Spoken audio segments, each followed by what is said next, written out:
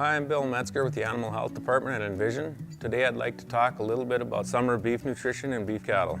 After a long winter of feeding cattle, it's easy to overlook the early nutritional needs of beef cattle once they're turned out on grass. But this is a very important time in the animal's life for supplemental nutrition. First, I'd like to talk about some additives you might want to consider for summer grazing. If you are or were having trouble with scours, you might want to consider a product with biomass.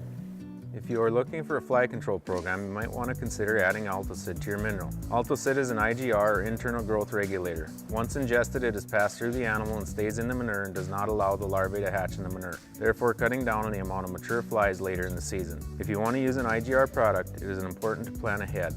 It should be started 20 days before the average last killing frost in the spring and 20 days after the first killing frost in the fall. This practice will give you the best results for long-term fly control. During the early season grazing period, the grass should have the protein that the cattle need. So I would recommend a product like Ultraman 12-12 Plus, which is a 12% calcium, 12% phosphorus mineral with chelated zinc, copper, manganese, and cobalt.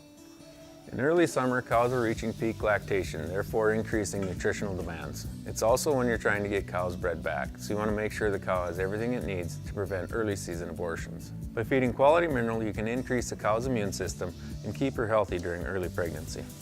Once the cows get through the first trimester of pregnancy, they are at a state of maintaining, which in turn means you can probably back down to an Ultraman 12-6 Plus. This mineral should be sufficient until grazing conditions start to decline. At this time, you may want to consider supplemental protein, or you can move your cattle to a pasture with immature regrowth to match the nutritional needs with the lactation demands. If you have any questions or would like to discuss a supplementation program for your cattle, feel free to contact me at the Envision location in Towner. We can set up a time to meet and discuss all your animal health needs.